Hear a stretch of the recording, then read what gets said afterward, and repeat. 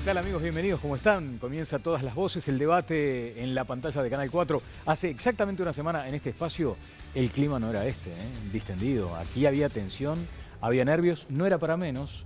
Luego de 25 años se registraba un debate presidencial y así se hacía sentir, tanto por los candidatos como por sus equipos. Viviana Ruggiero estuvo, por ejemplo, en la cobertura, Leonardo Lucci también. Van a estar ambos en la mesa, en el panel. Ya los saludo así como de lejos, ¿cómo andan? No era para menos por eso, 25 años sin debates presidenciales y se concretaba. Y allí hubo por lo menos dos ejes temáticos importantes, fundamentales, más allá de que hubo 4. Me parece que se distinguió lo de la seguridad pública, sin dudas, y lo de la economía. Porque claro, la economía nos atraviesa, desde que nos levantamos hasta que nos dormimos. Es más, a veces soñamos o tenemos pesadillas con el tema de la economía y el bolsillo. O sea, era un tema importante. Vamos a estar compartiendo algunos aspectos vinculados a ese tramo del debate y además nos acompañan Gabriela Mordecki e Ignacio Munjo, dos calificadísimos expositores y polemistas también en estos asuntos de la economía. Así que de eso irá Todas las Voces. Si usted es de los que anda tras la liebre todos los días o si es de los que piensa vacacionar en Miami, este programa a partir de este momento es de su interés.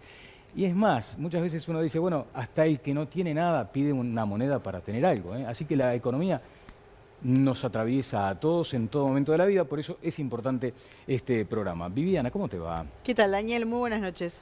Hubo una información destacada también en el plano de los derechos humanos, tiene que ver con el hallazgo o con la identificación de los restos encontrados en el ex Batallón 13. Sí, en las últimas horas, bueno, se confirmó, ¿no?, que los restos hallados a fines de agosto en el Batallón 13 eran del militante comunista Eduardo Bleyer.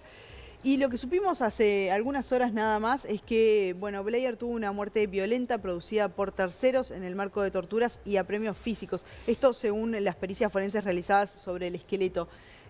Lo que se dijo fue que las causas de muerte no se pudieron determinar, pero que esto es un hecho, ¿no? Hay que decir también que los trabajos en el Batallón 13 siguen, continúan, que se pretende poder excavar toda la zona que está cautelada desde hace ya un tiempo y que mañana comienzan los trabajos en el Batallón número 14. En el 14, en un área muy precisa. Sí, en un galpón particular, es un dato que, bueno, le llegó al nuevo comandante en jefe del Ejército, a Claudio Feola, que se lo trasladó al ministro y el ministro a la Fiscalía de Delitos que investiga los delitos de lesa humanidad.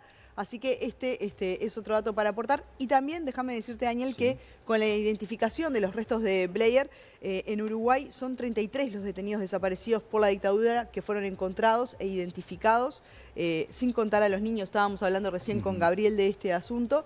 Y hay otros 163 que continúan todavía desaparecidos. Falta mucho por hacer. Bueno, se habló por parte de Felipe Michelini de la acción del terrorismo de Estado para estas derivaciones como las del caso de Eduardo Bleyer, militante comunista al que también naturalmente recordás muy especialmente. Gabriel, ¿cómo te va? Sí, muy buenas noches, Daniel. Sí, ha sido un día muy duro, lo comentábamos cuando apareció el cuerpo, fuera cual fuera la identidad, había un montón de familias esperando y hoy hay una familia que ya encontró, supo la verdad y hay otras que siguen esperando y buscando. En el caso de Eduardo Bleyer, yo lo conocía mucho, aunque era un niño, era muy amigo de mi padre y además mi padre fue torturado junto con él en el 13 de Infantería. Es decir, conozco mucho a la familia, a sus 4 hijos, en particular a Gerardo, colega nuestro. Claro.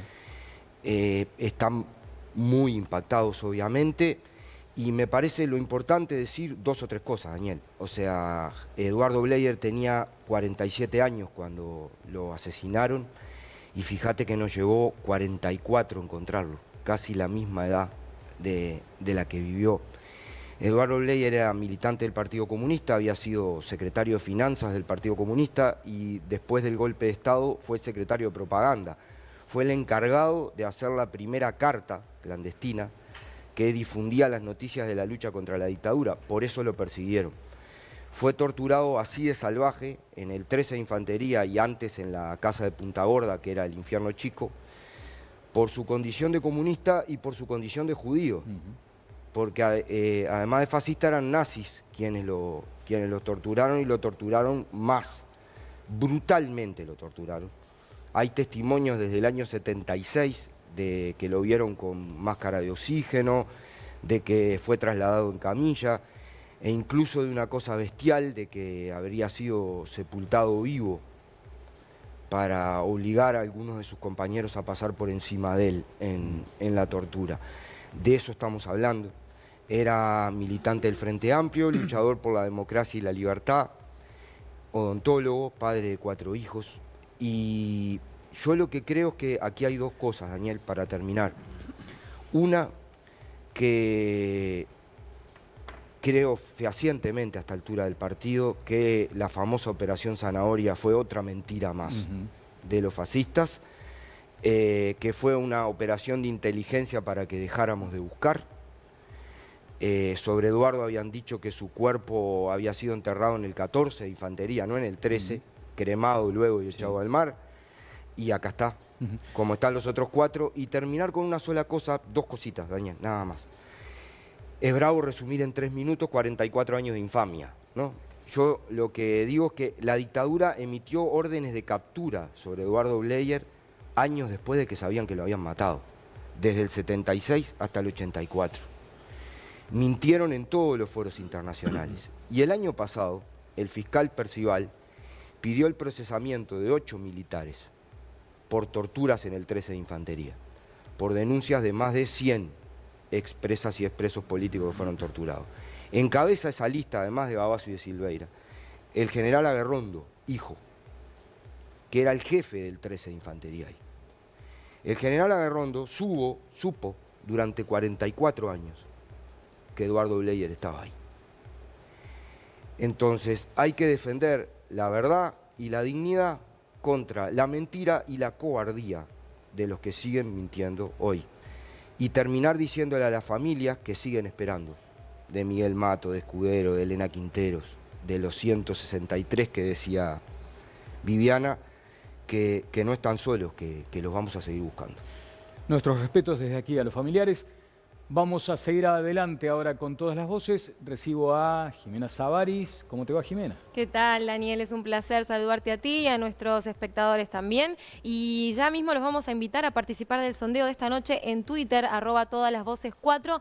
Nos adentramos en otro de los temas que trataremos esta noche en el debate. Con respecto al caso de los uruguayos que residen de forma permanente en el exterior, pero que están en Uruguay en el momento de la elección, esto se denomina voto por avecinamiento, ¿usted está a favor o en contra de que puedan votar? Recuerden que pueden votar hasta el final del programa, donde estaremos mostrando los resultados de este sondeo.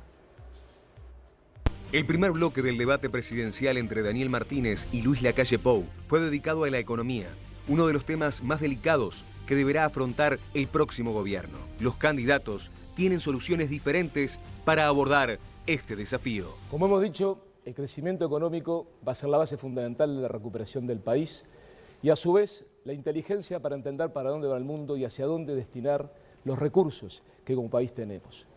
No estamos de acuerdo en decir que en Uruguay es habido despilfarro y no aprovechamiento de buenos momentos económicos. Porque cuando hablamos de que la pobreza bajó de un 40 a un 9%, preguntamos, ¿es acaso eso despilfarro? Cuando vemos que en el periodo de los 15 años se crearon 300.000 puestos de trabajo en base a generación de actividad económica genuina, diversificación de lo que es el comercio exterior del Uruguay, cuando se han perdido, es verdad, 50.000 puestos de trabajo, pero se han generado 300, y en el horizonte tenemos la creación de nuevos 15.000 puestos de trabajo, preguntamos, ¿eso es despilfarro? Estamos convencidos, ha habido una línea firme que ha ido transformando el país, que ha ido generando aumento de la riqueza en datos objetivos y redistribución de la misma. Es el camino cierto. Y por eso a mí me parece muy importante el día de hoy, es muy importante que finalmente se diga qué es lo que se va a hacer.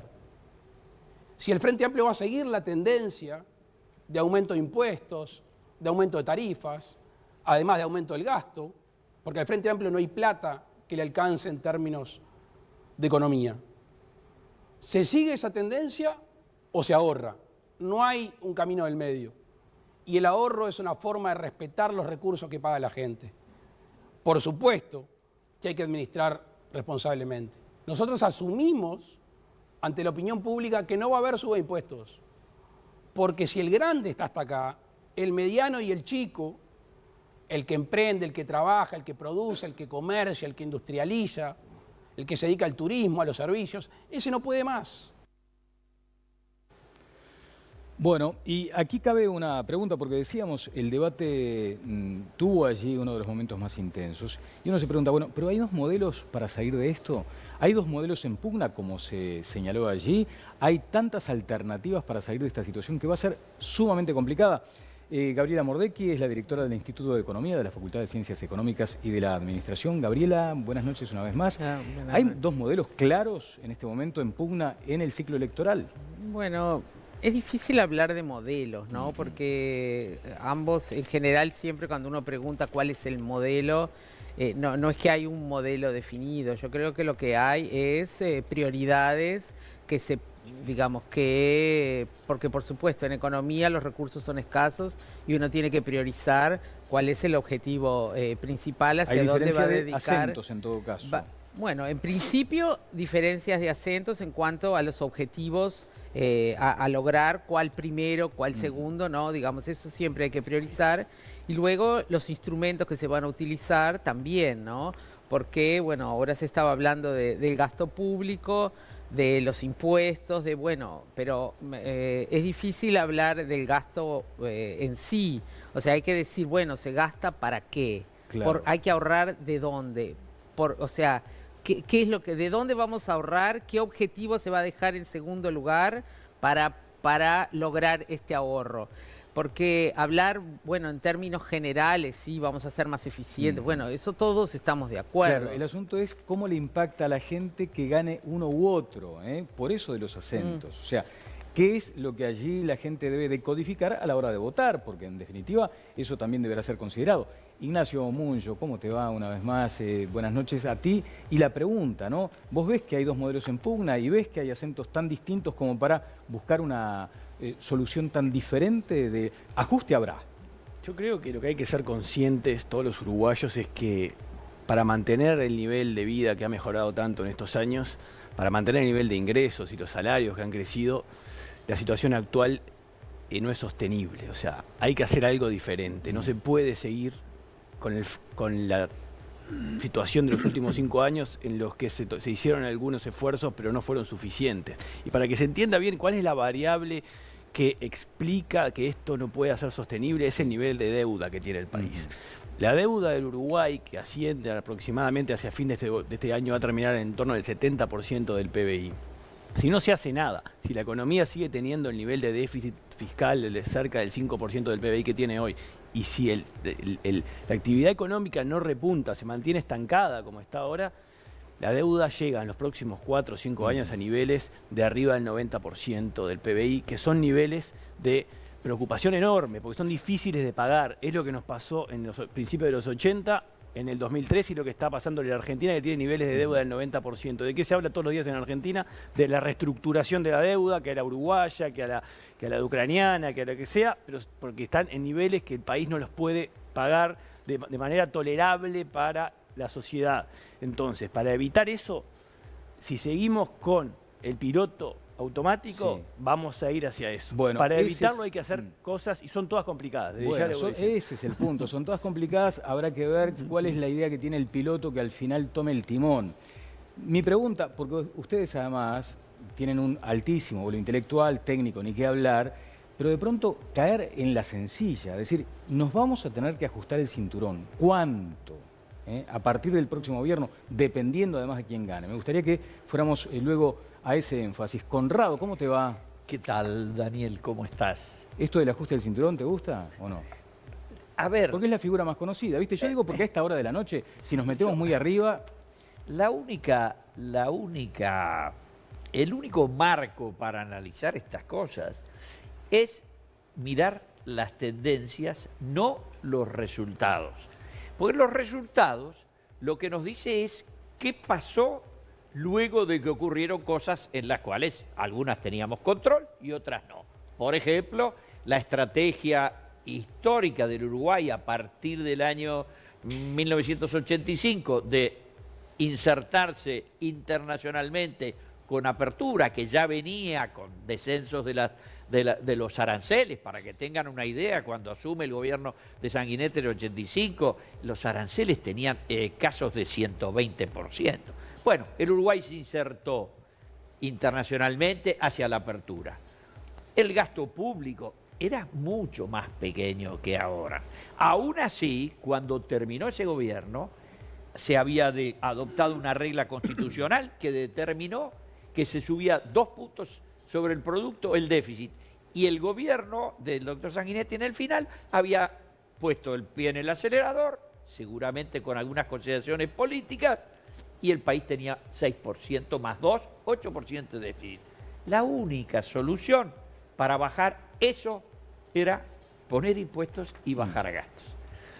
Este gobierno tuvo unas ocasiones maravillosas porque tuvo todo el viento a favor imaginable, al punto que llegamos a tener récords históricos de inversión directa extranjera, que por supuesto no estaba en los manuales de los esquemas de los dirigentes frentistas en los 70, en los 80 y en los 90. Pero se pusieron razonables, no tocaron las variables principales y en consecuencia se obtuvieron buenos resultados. Esos buenos resultados hace 4 años que están totalmente planchados. Y hay un componente, además del gasto público y del déficit, que es el nivel de la inversión, y lo estamos sintiendo hoy fuertemente en la economía uruguaya. ¿Y cómo nos impacta en el futuro a cada uno de nosotros, ¿no? Ese es el punto también al que me gustaría llegar en algún momento, Connie. Gabriel, y tengo a Leo Lucci además con algunos comentarios. Yo creo que, primero, me parece, yo no tengo una visión pesimista del futuro, ni mucho menos. Creo, hemos discutido ya otras veces sobre lo del viento a favor y claramente hubo una situación internacional que hoy es mucho más complicada que la que había antes, pero también la hubo en el 2008 y en el 2009. Y en este caso, con la gran crisis Lehman Brothers para acá, que se desató y que Uruguay aguantó mucho mejor que el resto de la región, es la primera vez en la historia que Argentina y Brasil se desploman y Uruguay aguanta. Obviamente, con muchos problemas, pero aguanta. Y aguanta porque yo creo que en estos años se han construido fortalezas. Algunas de ellas hemos crecido con mucho más igualdad. Argentina va a tener enormes problemas para recuperarse porque, entre otras cosas, hizo un crédito con el FMI. La deuda con el FMI es mucho peor que la nuestra, que es una deuda soberana, que no tiene todas las barbaridades que hizo Macri de bajar los salarios brutalmente. Creo que Uruguay tiene que encontrar una perspectiva, y ahí sí hay diferencias muy grandes, entre si la igualdad y los derechos son un problema para el crecimiento económico o son una condición para el crecimiento económico. Y yo creo que son una condición. Ahí están los dos modelos en pugna. Y que además, en realidad, con la inversión extranjera, con la inversión pública, con el mercado interno, que es chico pero que nos ha salvado de sostén, y además con una fortaleza del sistema financiero que no había, y desconexión de Argentina y de Brasil, que nos permite, en una situación muy complicada de América Latina y del mundo, encararlo con otra fuerza que no teníamos antes. Bueno, me gustaría sumar, si la producción me lo permite, a 3 tweets más adelante, porque han estado hablando calificados economistas, está hablando, por ejemplo, Pablo Rosselli, Javier de Aedo y también Aldo Lema, han estado hablando de una circunstancia complicada. Y ellos ven como inexorable también el ajuste. Leo, ya tengo los... ¡Qué velocidad, por Dios!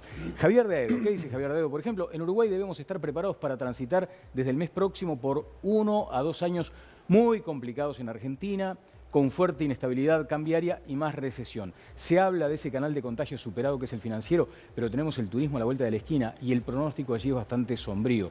Vamos a ver qué nos dicen además nuestros economistas invitados.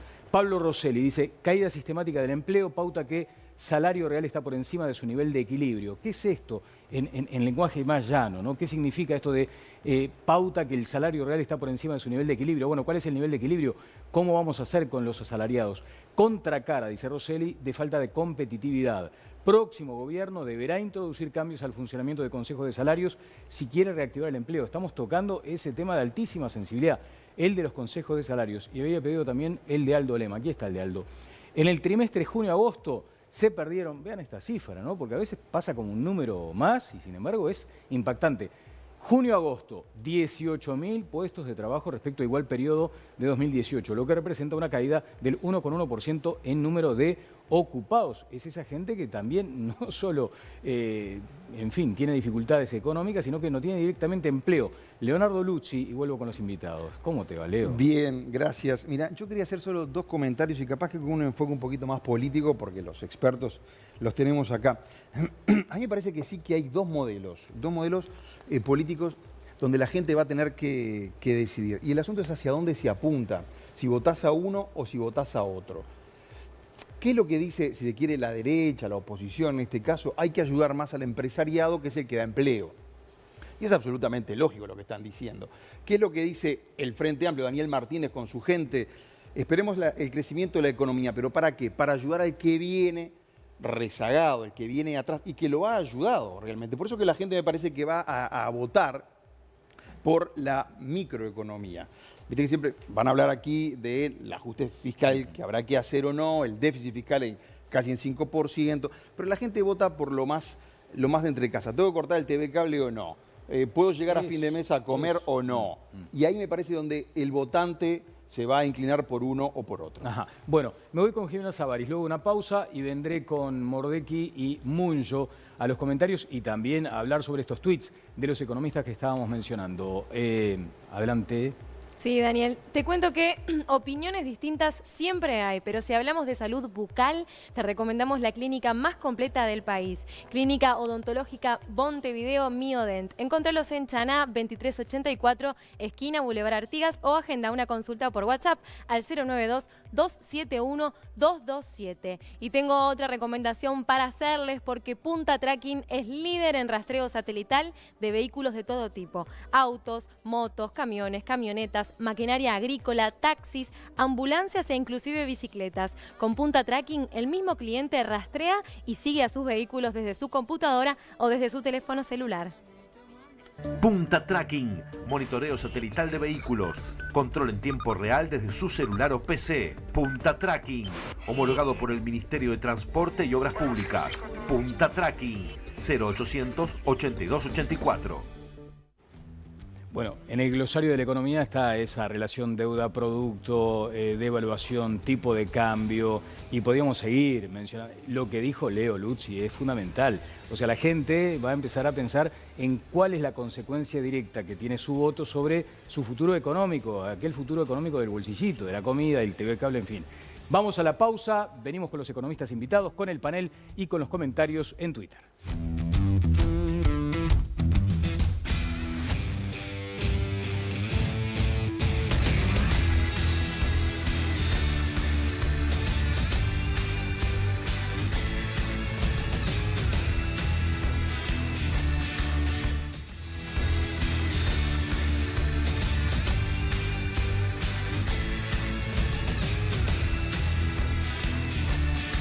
Seguimos adelante en Todas las Voces por Canal 4. Cada vez que hablan de ajuste, uno, ciudadano común y corriente, dice, uy, esto va a doler.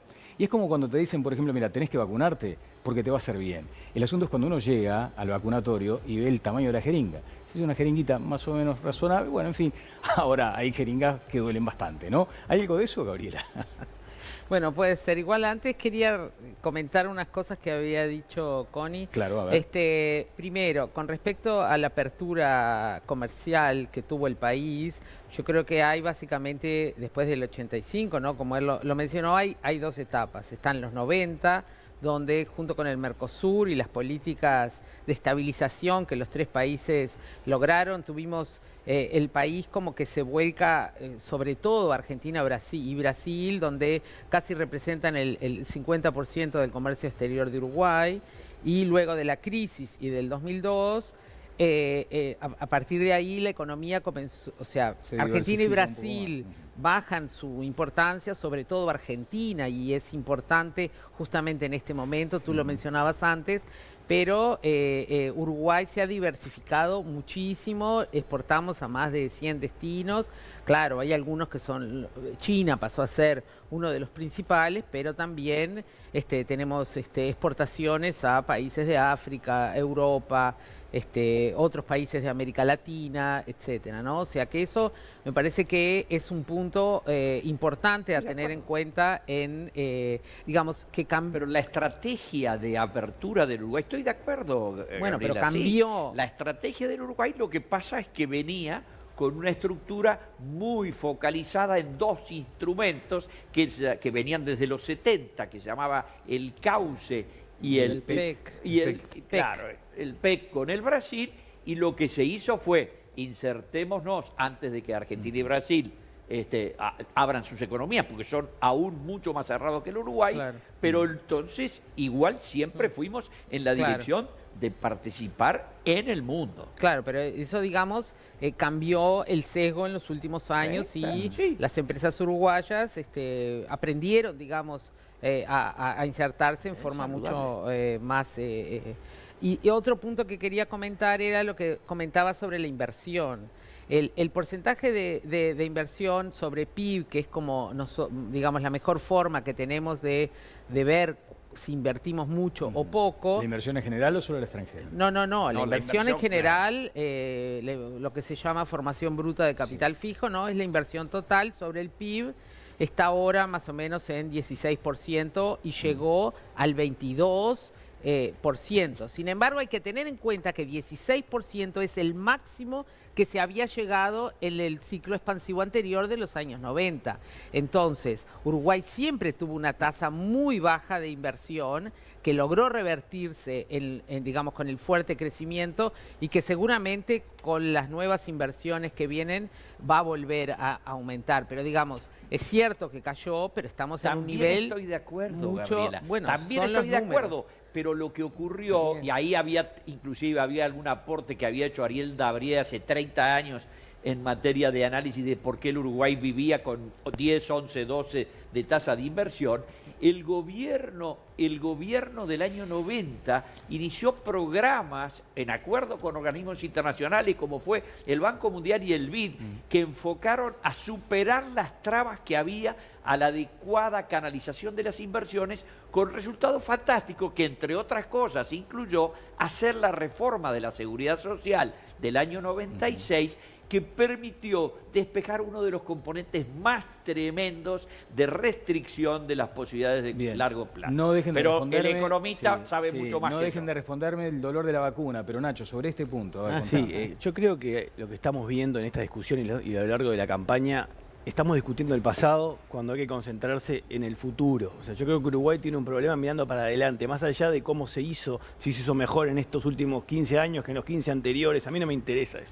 Eso es la realidad. A mí me interesa cómo va a ser el Uruguay para de ahora en más retomar un crecimiento que no tiene hace un año en términos oficiales, hace 5 años en términos corregidos. Pero hay un estancamiento de todas las mediciones. Y eso se debe en parte, gran parte, porque la inversión no está volviendo al país. Es verdad que vamos a tener inversiones ya concretadas con la nueva planta de celulosa, pero ojalá esa inversión no sea compensada por caída en el resto de los sectores productivos que no encuentran, porque se habla de que la nueva planta va a aportar 2 puntos de crecimiento del PBI. Sí, 2 puntos solo la planta, pero si el resto de la economía cae, puede ser que a nivel general no haya un crecimiento. Ajá. Y todo indica que si no cambiamos las cosas no hay rentabilidad. Entonces el punto que yo voy es que dejemos las discusiones de quién lo hizo mejor, parémonos en la realidad de hoy, que no hay crecimiento, y seamos conscientes, y esto es el desafío enorme que tiene el país por delante, que en las condiciones actuales la rentabilidad para invertir es muy baja, es extremadamente baja, por lo tanto, para que haya una inversión hay que darle un tratamiento súper especial como lo tiene el contrato de UPM. Sepamos que UPM viene porque se le dan concesiones extraordinarias en todos los ámbitos y hacen que se haya concretado esa inversión. El resto de las mortales no invierten en el Uruguay. ¿Por qué? Porque no hay rentabilidad. En parte porque los salarios, y por suerte, el ingreso de la población ha mejorado mucho.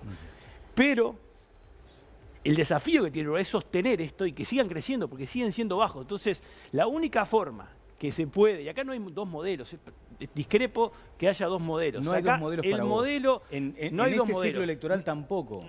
No, porque hay que mirar para adelante. Y la pero propuesta... ¿No tomás antecedentes históricos, Nacho? Por ejemplo, para la proyección. O sea, no tomás en cuenta lo que se hizo para ver qué puede hacerse. Yo sí, si voy a antecedentes históricos, veo que en situaciones actuales como la de hoy, donde sin rentabilidad, el proceso que ha llevado el país para volver a ser atractivo fue con mega devaluaciones, como la del 82, como la del 2002, que generaron que vuelva la rentabilidad por el peor camino, con una reducción enorme de los salarios reales, un aumento enorme de la pobreza y obviamente en ese escenario vuelve la rentabilidad porque se paga mucho menos. Eso es el camino que no hay que ir.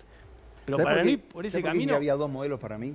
Porque siempre, por el ejemplo de la torta, siempre nos dijeron, un modelo es, hacemos la torta y después la repartimos. Y el otro modelo, que es el que, si se quiere, impuso el Frente Amplio, fue, vamos a ir haciendo la torta, pero ya sabemos cómo la vamos a repartir. El tema y es que la torta hoy no se está haciendo. O sea, bueno, está entonces, bien, pero ahora digo, llegó el momento hay dos modelos por eso, de que hay que hacer la torta. La torta hay que hacerla crecer y se puede repartir simultáneamente o repartir después, pero si la torta no crece es mucho más complicado. Y la torta no está creciendo hace tiempo. Y repito, acá la discusión que hay que dar, más allá de lo que pasó antes, es cómo vamos a hacer en el Uruguay para volver a ser atractivos para invertir, manteniendo o mejorando incluso el nivel de vida de las personas. Y ahí hay que hacer reformas de fondo, hay que hacer reformas para reducir otros costos que están compitiendo con la posibilidad de que los trabajadores tengan mejores salarios, que son los costos de los combustibles y la energía, los costos de la regulación burocrática que está extremadamente sobrepasada y sobreregulada por todos los ámbitos. Solo para que se hagan una idea, sacar un container del puerto de Montevideo, el proceso de sacar un container del puerto de Montevideo sale 10 veces más que sacar un container de un país desarrollado. Pero ahí no te parece que hay dos miradas, por ejemplo, Nacho, respecto, por ejemplo, a la gobernanza de las empresas públicas. En este momento hay dos modelos, por ejemplo, vinculados a ese tema. Y que están en pugna en este ciclo electoral. Esas son las cosas que hay que hacer. O sea, claro, las empresas del Estado tienen que mejorar su gestión. Pero viste que ahora sí hay miradas contrastantes con respecto a ese asunto, por ejemplo, ¿no? Bueno, o sea, el actual gobierno intentó avanzar en una mejor gestión y avanzó hasta donde pudo, hasta donde lo llevó su base de sustento electoral. En la medida que haya un nuevo acuerdo político, va a ser posible ir hacia un manejo, una gestión moderno de las empresas del Estado, como pasa en los países que tienen empresas del Estado que están fuertes y sólidas y que no se amparan en un monopolio para poder fijar tarifas que están desreguladas por las unidades reguladoras que han perdido su valor y su objetivo central a partir de 2011. Pero la discusión, en el fondo, y esto es lo que hay que entender, la gente común tiene que entender, es que estamos diciendo, ¿queremos defender el salario? ¿Queremos defender el nivel de vida del Uruguay que tanto ha mejorado? Bueno, hay lujos que ya no lo podemos dar. El lujo de manejar las empresas públicas como en el pasado, no, Uruguay ya no lo puede dar, porque si no va a conspirar contra la mejora de la calidad de vida. El lujo de pagar una sobreregulación burocrática de procedimientos no lo podemos dar. El lujo de pagar tarifas por colocar nuestra producción afuera, por no tener acuerdos comerciales, por no haber tenido política exterior durante los últimos 15, 20 años, desde 25 años, estamos pagando el 10% de nuestra producción por sacarlo afuera. Sí, pero lo que vos considerás lujos de pronto son posiciones ideológicas muy potentes. Gabriela. Sí, bueno, yo creo que estamos como llevando las cosas a un extremo, ¿no? Porque en realidad, primero, no estoy de acuerdo en que no hay que mirar la historia. El pueblo que no conoce su historia está condenado a repetirla. Entonces, tenemos que conocer la historia, es muy importante, justamente en este momento, además, ¿no? Todo lo que estuvimos hablando antes, yo creo que es importante la historia, pero una economía no cambia de un punto en adelante, está basada en todo lo que viene por atrás. Entonces, para poder seguir creciendo, bueno, hay que conocer cómo son las relaciones. Segundo, no estoy de acuerdo en que, o sea, las empresas públicas en Uruguay existen desde los años 50, la burocracia también, o desde antes, ¿no? Digamos, no es algo que se inventó ahora, y yo creo que hay una mejora muy importante en algunos servicios públicos, tal vez no en todos, pero Uruguay es uno de los países que tiene la red de conectividad mejor de los países de América Latina. Hemos tenido además un cambio en la matriz energética fenomenal que nos ahorra, ¿no? Podemos mirar qué pasa con las importaciones. Las importaciones están cayendo, las exportaciones suben, pero las importaciones caen, ¿por qué? Porque Uruguay es menos dependiente del petróleo de lo que era antes. No precisamos más petróleo para generar energía eléctrica.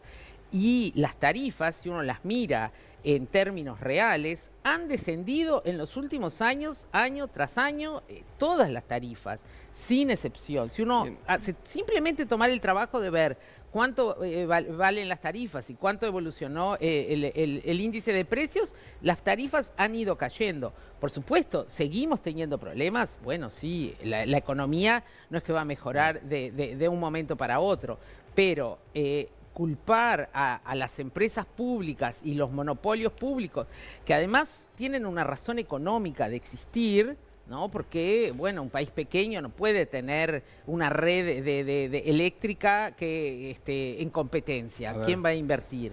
Sí, voy a recontestar los puntos que yo no dije que la historia no sea importante, dije que ahora el desafío es mirar para adelante y no tratar de explicar quién fue mejor en el pasado. Creo que Uruguay tiene por delante enormes problemas porque si fuera todo tan bueno o todo tan fenomenal, no tendríamos que darle las concesiones que le damos a UPM para que venga al Uruguay, para que se instale, si la rentabilidad estuviera disponible para todos, porque tenemos tarifas públicas bajas o tenemos calidad de servicios tan elevados y impuestos adecuados y infraestructura adecuada y educación y mano de obra calificada, como le vamos a dar a todo eso en el programa de UPM.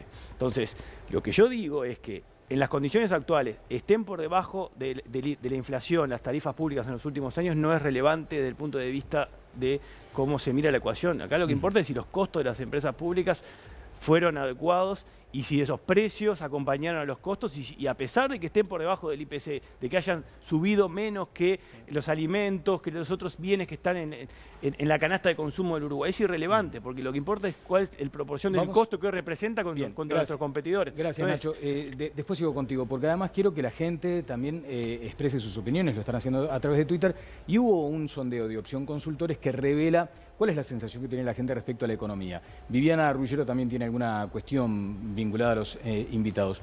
¿Qué es lo que dice, por ejemplo, esta evaluación de la economía, situación económica a septiembre de 2019? ¿Cómo evalúa la situación económica actual del país?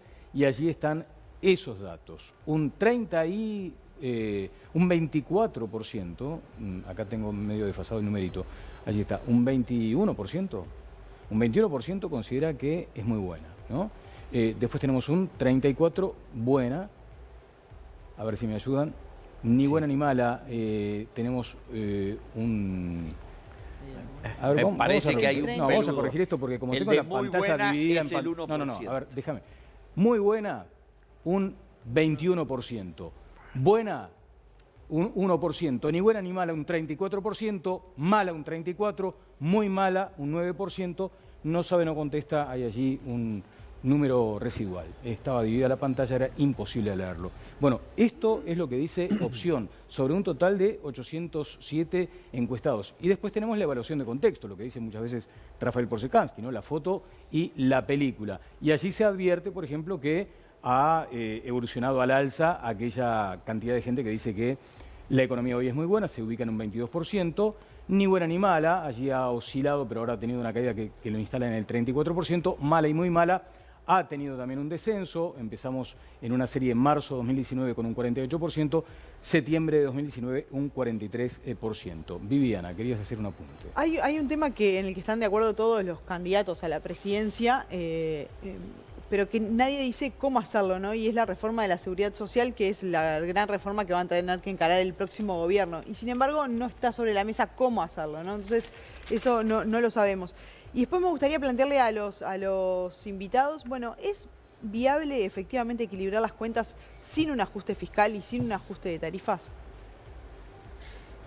Bueno, la verdad que yo no soy experta en temas previsionales, pero lo que seguramente está sobre la mesa es la necesidad de una nueva reforma de la seguridad social, pero esta reforma no va a tener impacto ni siquiera en los próximos 5 años. Es algo, como recién mencionaban, la reforma del 96, recién ahora se están empezando a jubilar los primeros que entraron en esa reforma, y bueno, y hubo que hacer una ley especial porque, claro, porque había gente que estaba en desventaja con respecto a otras personas en el mismo momento, ¿no? O sea... ¿Pero para usted es imprescindible hacer una reforma en el próximo gobierno? Hay que empezar, yo creo que eso es un tema importante, sí, que hay que comenzar a pensar en una reforma previsional, pero no es un tema que va a resolver el problema del déficit fiscal. O sea, eso viene por otro lado.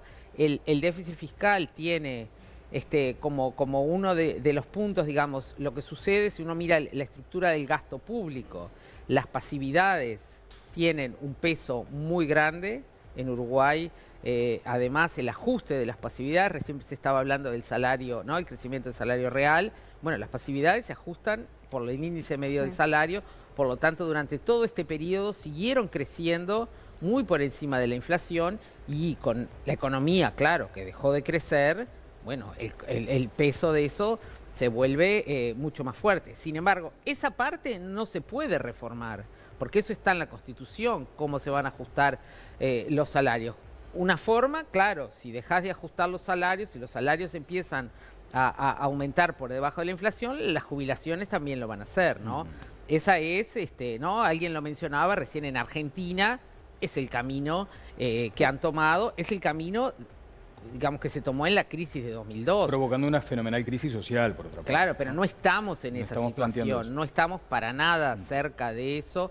Es cierto que la deuda, como mencionaba Ignacio, está muy alta, pero tenemos buenas condiciones de crédito, tenemos un diferencial, ¿no? El riesgo país, que es el plus que Uruguay tiene que pagar, está en, no sé, 1,5% más o menos, arriba de las tasas de mercado. ¿Es manejable entonces el déficit para usted? Por ahora, en la situación en que estamos, es el costo, digamos, el efecto de bajarlo de un plumazo, cortando algunos gastos muy importantes, o sea, porque ¿en qué está compuesto? Por un lado, hablaba de las pasividades. También tenemos transferencias. Gran parte de las transferencias no son los programas sociales, es el FONASA.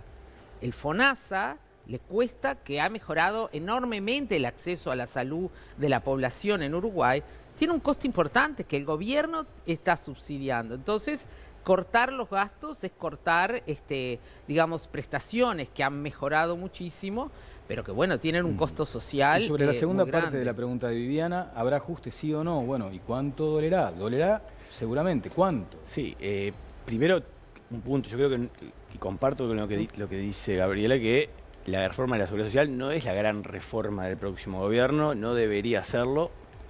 Sí es importante, pero en el largo plazo, para la sostenibilidad de largo plazo. Acá las reformas más importantes son las que hagan que vuelva el crecimiento, más que la del ajuste fiscal. Porque acá hay que hacer reformas económicas. El programa y la plataforma del Frente Amplio es: vamos a crecer y con el crecimiento se va a arreglar la situación. Pero ¿cómo vamos a crecer? O sea, ¿lo previsional podría esperar 5 años más? Con un crecimiento relevante, sí, pero pasa que no tenemos... sin crecimiento la situación no es sostenible. Entonces, acá lo que hay que poner sobre la mesa como prioridad absoluta y urgente es generar reformas que vuelvan la inversión productiva al país, porque sin inversión productiva no hay crecimiento, y hoy no hay inversión, y no hay inversión de hace 5 años que está cayendo la inversión, que es verdad, es verdad que estaba en niveles récord, llegó a niveles récord, pero esos niveles que llegó el Uruguay son los niveles de inversión en porcentaje del PBI que tienen los países que logran sostener el crecimiento económico que tuvo el Uruguay durante el 2013 y el 2014. O sea, necesitamos esa inversión. ¿Por qué no hay crecimiento? Y por qué no pudimos sostener la inversión que vino de la mano de la segunda planta de celulosa y la energía eólica. No generamos nuevas inversiones en el proceso para sostener esos niveles. La reforma del Estado, ¿te parece a vos que puede llegar a ser reforma del Estado es fundamental, reforma laboral es importante. Hay que hacerle retoques a la negociación laboral para que haya inversión. Y son todas complejas y todas discutibles. La apertura comercial, reforma del Estado es fundamentalmente las empresas del Estado. ¿Y revisar los consejos de salarios en qué términos? Revisar... Me lo das en un ratito. Ahora, Gabriel. Yo creo dos cosas. Yo insisto en una cosa que dije. Estamos en un mundo muy complicado. La caída de la inversión extranjera ha caído en toda América Latina, no solo en Uruguay. Ha dejado de ser un destino América Latina. La guerra comercial entre Estados Unidos y China ha provocado determinadas cosas y efectivamente en ese marco, yo reitero, creo que es muy importante que los ciudadanos uruguayos, yo comparto con Leo que la gente no tiende a medir por las políticas comerciales en abstracto, sino por su bolsillo y cómo vive y decide por eso. Creo que es un dato relevante que en la campaña electoral la gente empiece a pensar que la economía no está tan mal. Es un dato relevante, lo decíamos en todas las voces acá al principio del debate, que uno de los problemas que encaraba el Frente Amplio en esta campaña electoral era que por primera vez desde que estaba en el gobierno, la gente consideraba la economía como un problema, no lo consideraban los otros. Que empiece ese despunte es un tema no menor en el debate de la campaña electoral. Eso no omite que haya que hacer soluciones. Yo digo, por ejemplo, la reforma en el tema de la seguridad social, que está claro, son temas que van para mucho tiempo. Sí. Ahora, ¿se hace con diálogo social, con toda la gente participando y acordando con todos, o se hace de otra manera? Por ejemplo, la reforma de la caja militar, 550 millones de dólares al año. Si comparamos por jubilado, en la asistencia a los jubilados comunes nos cuesta 24.000 pesos por jubilado. A los militares 250.000 pesos por jubilado, por año. Entonces digo, si encaramos eso, sin embargo, eso se planteó y no hubo votos para hacerlo más a fondo. Y yo creo que en realidad, a ver, si uno mira, por ejemplo, de 1973, por decir un número, a 1980, cuando tuvo la crisis de la tablita, que decía muy bien Ignacio, el PBI crece más de un 40% y los salarios caen un 30%. Y terminamos una crisis brutal. En la época que Conrado reivindica, no cayeron un 30% de los salarios, no hay que mentir en las cosas, crecieron solo un 3 y pico por ciento con respecto a un crecimiento del 40%. En este periodo hubo un crecimiento de un 60% del salario y en particular, por ejemplo, las trabajadoras domésticas triplicaron, los sueldos más bajos triplicaron su poder adquisitivo. Y yo creo que una definición, un toque, yo comparto con Leo que por eso hay dos modelos, es si es posible afrontar el crecimiento, que Ignacio hace bien el planteo del desafío, sosteniendo esta distribución y el empleo y el salario en primer lugar, o si hace falta rebajar la negociación colectiva, ir a otros espacios como antes para verlo de otra manera. Yo creo que no. Legítimamente hay quienes creen que sí. Sobre este punto quiero que te conteste. Sobre este punto te va a contestar Ignacio Munyo. Quiero ir con Connie, pero además Jimena tiene mensajes. Adelante. Sí, tengo un consejo para darte, porque por primera vez en Uruguay accedes a calidad de vida prepaga para tu madurez. De vos depende cómo quieras estar en esta etapa, porque el tiempo pasa para todos por igual. Mira. Yo te entiendo, ¿eh? Las enfermedades, los problemas, la vejez, siempre nos parece que es algo que les pasa a otros. Uno no está preparado para pensarse a sí mismo así. Lo va pateando para adelante. Claro que te entiendo, pero ¿sabes qué? Pensalo. Por vos y para no depender de otros mañana. Hoy que estás muy bien, pensá en cómo querés vivir tu madurez y en cómo merecés vivirla, con todo lo que trabajaste. Acompaña presenta Acompaña Residencias y Calidad de Vida. Por primera vez en Uruguay, accedes a calidad de vida prepaga para tu madurez. Informate 0800 89 39. De vos depende cómo querés que te cuiden cuando seas mayor. Ya lo escuchaste, para que puedas disfrutar lo que tengas por delante, acompaña Residencias y Calidad de Vida. Te puedes informar por el 0800 8939. Y ahora te quiero contar que, como ustedes ya saben, nos acompaña El Puesto, la parrilla tradicional de Montevideo. Es un lugar increíble para disfrutar en pleno corazón de Carrasco, en Schroeder, casi Avenida Arocena. Viví El Puesto. Viví Uruguay. Gastronomía, estilo y tradición en uno de los lugares más lindos de Carrasco. El Puesto, la parrilla tradicional de Montevideo.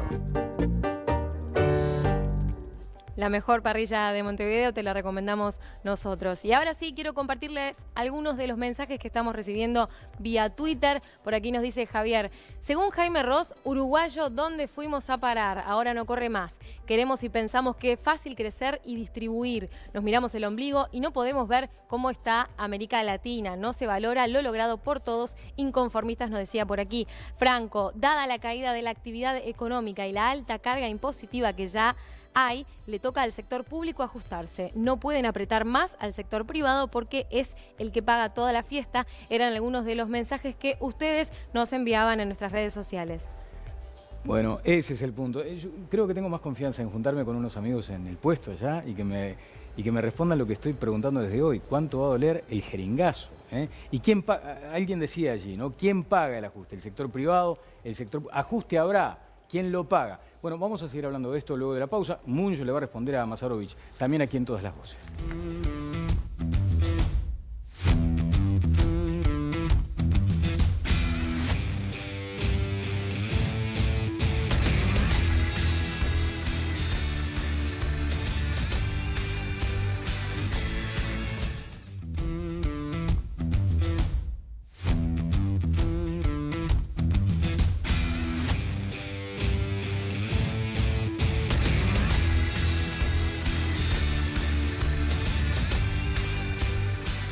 Bueno, seguimos adelante en Todas las Voces por Canal 4. Ignacio Munyo, a propósito de comentarios de Gabriel Masarovich. El comentario de Gabriel lleva a un enorme problema que tiene el Uruguay, que es que Gabriel dice, como dice permanentemente en todos los medios el partido de gobierno, que el Uruguay sigue mejorando el salario y el crecimiento. El crecimiento no hace tiempo que no hay. Y el salario es una variable sola del mercado de trabajo, porque está también el empleo. Y lo que hay que mirar es la masa salarial, que es la cantidad de ingresos que cobran los que trabajan. Y la masa salarial no crece desde el 2014 en el Uruguay. Tenemos el mismo nivel de masa salarial cuando uno ajusta el salario por la cantidad de empleados. Entonces, ahí se abre un enorme drama que tiene el Uruguay.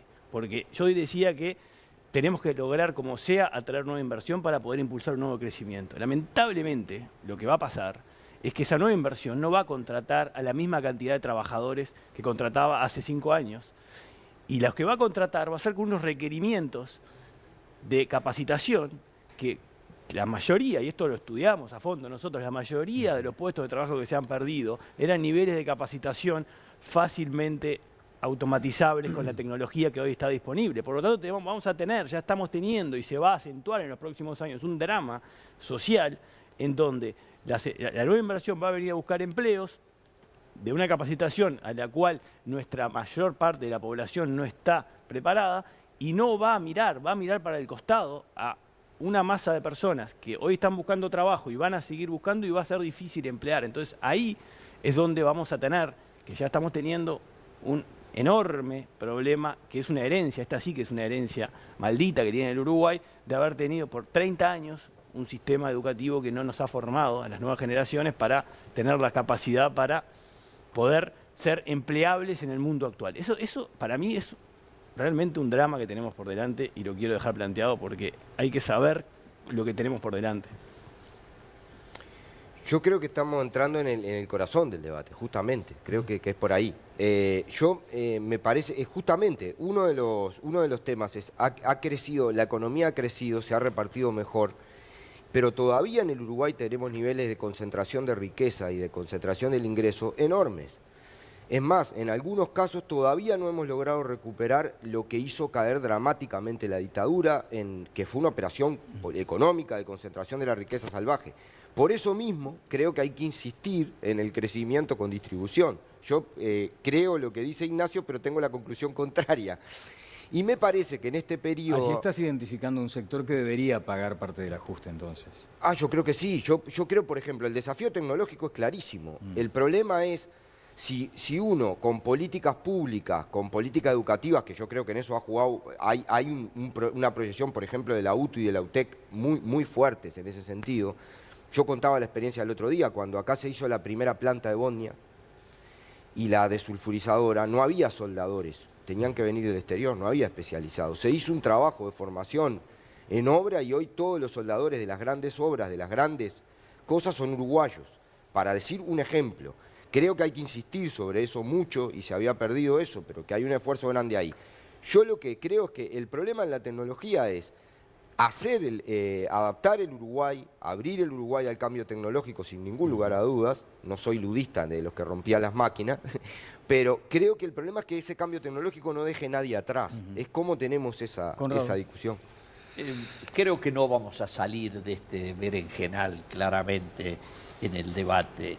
Estoy de acuerdo con Nacho que dice hay que mirar el futuro, pero después hay que darse vuelta y decir cuáles son los modelos exitosos que hay en el mundo. Eso es inevitable porque los seres humanos tenemos comportamientos que en última instancia, en el mundo que vivimos hoy, totalmente globalizados, vamos por imitación, prueba y error. Concebir que los salarios suban, ¿tá? Aumente el poder sindical, aumente lo que yo llamo genéricamente el patoterismo sindical, y mientras tanto subir los impuestos y cobrar tarifas que no se guardan relación con la de los competidores en el mercado mundial. Porque ¿de qué me sirve que alguien me diga, pero subió la tarifa eléctrica menos que los precios, o subió el combustible? No viene al caso. Cuando alguien tiene un tractor, un camión, ya lo expliqué, está frito porque está pagando productos para mantener el absurdo monopolio de ANCAP, el absurdo poder sindical y la creencia mágica, estamos fritos porque tenemos esa creencia mágica, de que los salarios pueden subir por arte de birli-birloque sin ninguna referencia a la productividad. Nadie nombra la relación entre lo que usted hace y lo que se le paga por hacerlo. Si no hablamos de esas cosas, si no pensamos abierto, si no miramos los ejemplos exitosos, estamos en el horno. Gabriela, sí, con respecto a la productividad en Uruguay, la productividad del trabajo creció hasta, no sé, 2015, 2016. Si uno la mira ajustada por las horas trabajadas, que es como hay que mirarla, subió y el salario real acompañó esa subida. En los últimos años, tal vez la suba de la productividad se estancó y ese es un problema que tiene claramente la economía uruguaya. ¿Cuál es el plan? Pero tampoco, con respecto al tema de los combustibles, sobre todo, hay que tener mucho cuidado con quién uno se compara, porque gran parte de los países subsidian sus combustibles. Miremos lo que está pasando en Ecuador. De un plumazo decidieron sacarle los subsidios, está el país todo, en pie de guerra. Bueno, nosotros no tenemos subsidio, tenemos subsidio a la inversa, como puse en un tuit ayer. Están comparando el costo del combustible con los competidores. ¿Quiénes son los competidores? No son los ecuatorianos, claramente. ¿O usted cree, querida Gabriela, que nosotros exportamos bananas y petróleo? No es ese el tema. Es simplemente que cuando se hace el listado de los países, a uno siempre lo compara con los demás países de América Latina, muchos de los cuales, primero, son productores de petróleo y segundo, subsidian enormemente el consumo local. Comparémonos con los costos de los países que no tienen petróleo y es bastante diferente el nivel de costos que tiene en la economía. O sea, simplemente liberar la importación de combustibles no garantiza que los precios vayan a caer. ¿Por qué no? ¿Cuál es la magia que lo impide? Bueno, lo que sucedió ¿qué ahora... pasó con el mercado de los celulares? Pero los celulares no se producen como el combustible. Son un producto tecnológico que ha bajado enormemente su costo. Pero están hechos por el ser humano, más allá de que tienen software. Digo, las cosas bajan si hay competencia y no bajan si no hay competencia. Necesariamente no tendremos que demostrar eso. No necesariamente en todos los mercados se comportan de la misma forma. Jimena Savaris, más mensajes contigo y además tengo novedades con Viviana Ruggiero ya en el cierre de esta entrega de Todas las Voces. Jimé. Sí, es momento, Daniel, de cerrar la encuesta, el sondeo que habíamos planteado esta noche en Twitter, donde les preguntamos si están a favor o en contra de que los uruguayos que residen permanentemente en el exterior puedan votar en las elecciones aquí en el país. Los resultados son los siguientes. Un 31% de ustedes votó a favor de esta votación, un 64% en contra y un 5% decidió no opinar. Bueno, allí estaba planteado ese numerito. Tenemos novedades. Queríamos actualizar básicamente porque uno de los hechos políticos de la última semana fue, además del debate que tuvimos presidencial, la ida de Guido Manini Ríos, uno de los candidatos ante la justicia. Y en realidad, bueno, la audiencia que evitó, ¿no? Con 2 recursos de inconstitucionalidad. Que algunos llamaron chicana, ¿no? Bueno, sí, estuvo sobre la mesa. Lo cierto es que la jueza aceptó y le dio pase a la Suprema Corte de Justicia. Y acá viene un tema de temporalidad que es fundamental. La Suprema Corte de Justicia en general en estos casos le llevan entre 4 y 6 meses, ¿no? Hoy estuvimos en contacto con fuentes de la Suprema Corte de Justicia y nos decían que este tema está estudio, recién lo está estudiando el primer ministro de los 5, porque hay un tema planteado y es si se puede resolver por una resolución anticipada, en el entendido de que la Corte ya ha evaluado sobre recursos de inconstitucionalidad en este sentido y ha fallado en este caso y no dando lugar, ¿no? El punto es que hubo un cambio de los ministros de la Suprema Corte y hay solo 3 que ya fallaron en este sentido. No está claro todavía si va a haber una resolución anticipada y por qué es importante, porque bueno, tenemos las elecciones el 27 de octubre y la posibilidad de que Guido Manini Ríos acceda a fueros parlamentarios, ¿no? De hecho, estuvo también planteado este tema a propósito de declaraciones de un abogado. Sí, más allá de eso, él se ha manifestado, ¿no? También. Y ha fijado clara posición, que él no se va a amparar en los fueros y que va a seguir a fondo con esta causa a nivel de la justicia. Sí, lo que queríamos decir es eso, ¿no? Que no está definido por parte de la Suprema Corte de Justicia, pero parece muy complicado que haya una resolución antes de las elecciones porque estamos a 19 días. Sí. Estamos hablando antes de las elecciones, considerando también lo que será después una segunda vuelta, ¿no? Allí también hay connotaciones, me imagino, ¿no? Sí, sin duda. Electo resultará. Pero bueno, si todas las encuestas de opinión pública están bien, claramente Guido Manini Ríos va a acceder a una banca en el Senado, ¿no? Exactamente. Bueno, muy bien. Muchas gracias, Gabriela, por estos minutos aquí en Todas las Voces, como siempre. Nacho, como siempre, muchísimas gracias. Un gusto y bueno, con Gabriel compartimos con el objetivo. O sea, nosotros queremos lo mismo, que Uruguay crees que pueda seguir distribuyendo. El problema es el cómo, y eso es el problema que no se está planteando, y es dificilísimo volver a crecer. Me voy a ir con mi metáfora de la jeringa, ¿te das cuenta? Claro, me voy derrotado. Bueno, señores, muchas gracias, como siempre, a todos ustedes. El reencuentro el próximo martes aquí en Canal 4. Que pasen todos muy bien.